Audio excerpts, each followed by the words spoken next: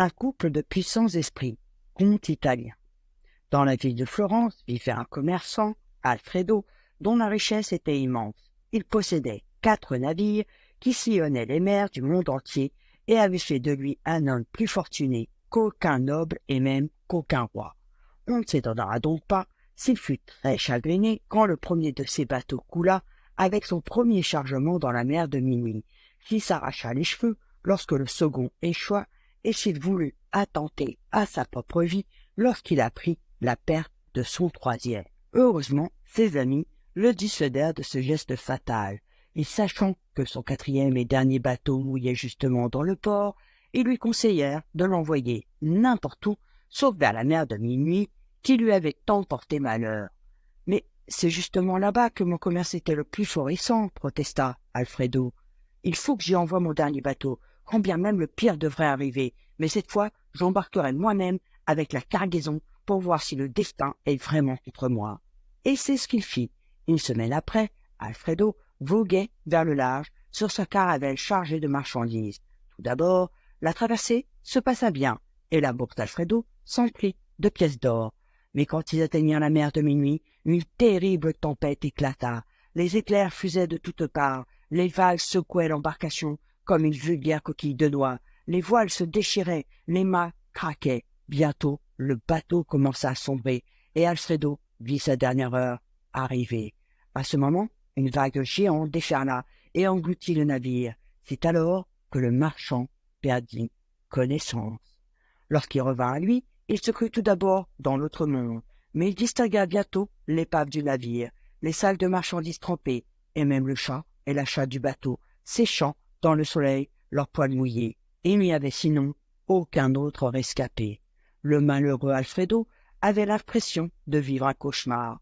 En regardant autour de lui, cependant, il remarqua une route qui partait de la côte. Il s'y engagea, sans hésiter, après avoir revêtu les plus beaux habits qu'il put trouver dans l'épave et ordonner aux 2 chats d'attendre son retour.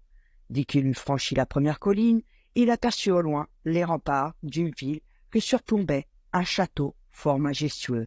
Le marchand s'était déjà rendu dans bien des pays, mais il se rendit compte tout de suite qu'il ne connaissait point celui-ci.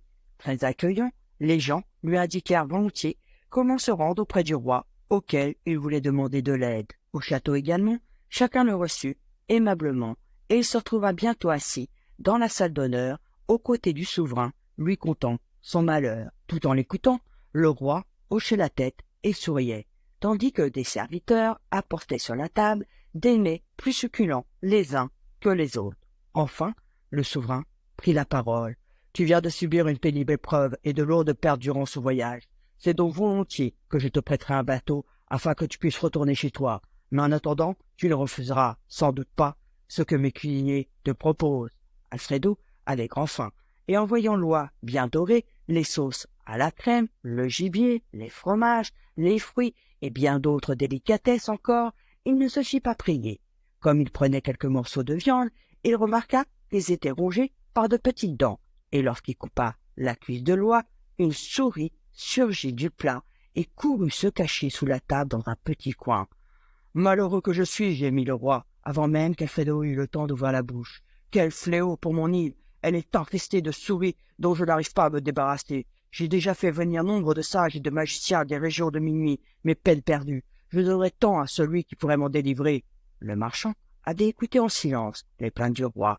Il répondit enfin en pesant ces mots. « Je vais peut-être pouvoir t'aider. Je connais en effet 2 esprits puissants, pour qui les souris sont un vrai régal, mais je dois aller sur le bord de la mer afin de solliciter leur faveur et de les inviter à venir jusqu'à nous. »« Je t'en prie, cours les quérir. Je te donnerai en récompense un bateau plein d'or, » s'écria le roi. « J'espère réussir, mais retiens bien ceci. Ces esprits n'aiment ni le bruit, ni la lumière. Alors, s'ils acceptent de venir ici à minuit, il faut que le château soit silencieux et sombre. Sinon, je ne garantis rien. Mais comment vont-ils voir les souris ?» Mais le commerçant l'interrompit. « Tu verras toi-même comment ils s'éclairent par leurs propres yeux. À présent, ne me pose plus de questions et permets-moi d'aller les chercher. » Le brave Alfredo se dirigea vers le rivage à la recherche des 2 grands esprits. Seulement, il n'essaya pas de leur parler. Il mit dans un sac le chat et la chatte, et à minuit, il s'en retourna avec eux au palais royal. Dans le château, régnait une obscurité et un silence absolu, comme le roi l'avait promis. Seule une oreille sensible pouvait entendre les souris trotter de tous côtés. Dans le sac, les chats se mirent à gigoter, et le marchand eut bien du mal à les retenir. Néanmoins, il ne les lâcha que devant le roi en personne, qui était assis sur son trône, dans les ténèbres, les oreilles et les yeux grands ouverts. Quelle bagarre ce fut! Les chats se lancèrent à la poursuite des souris avec une telle foule que le roi dut se boucher les oreilles pour ne pas entendre les bêtes piailler, glapir, et fermer les yeux afin de ne pas voir ces lueurs vertes et effrayantes. Tout frissonnant, il saisit la main d'Alfredo pour lui demander de calmer ses esprits puissants avant qu'il ne se jette sur lui. Le commerçant, vous pouvez l'imaginer, eut peine à se retenir de rire. C'est d'un air très sérieux toutefois qu'il alluma la bougie et montra au roi les souris déchiquetées tout en caressant le chat et la chatte. « Si tu le désires, je peux te laisser ces deux esprits puissants, proposa-t-il.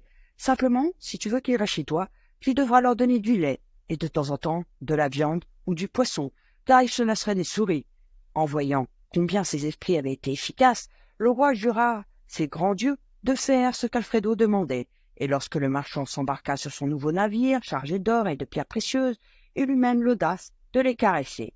Ainsi, tout finit pour le mieux. Les chats débarrassèrent le château royal des souris, puis, avec leurs chatons, ils en délivrèrent bientôt toute l'île. Quant à Alfredo, il refit facilement fortune. Contrairement à ce que l'on pourrait penser, notre histoire ne se termine pas là. En effet, quand notre héros plus riche que jamais revint à Florence, il suscita la jalousie des autres commerçants. Alexandro, le plus envieux de tous, se dit que s'il apportait sur cette île quelque don plus précieux que de vulgaires chats, il recevrait sans doute une récompense plus grande encore. Il chargea donc son navire de magnifiques étoffes, d'épices d'outre-mer, de tonneaux du meilleur vin, bref, de tout ce qu'il put trouver de plus noble, puis s'embarqua vers la mer de minuit.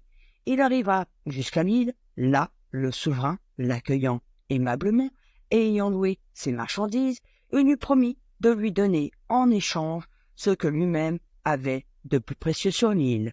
Alexandro se réjouissait déjà de cette bonne affaire. Mais savez-vous ce qu'il a reçu? Sans doute l'avez-vous deviné, les deux petits chatons auxquels les deux puissants esprits avaient donné naissance entre-temps.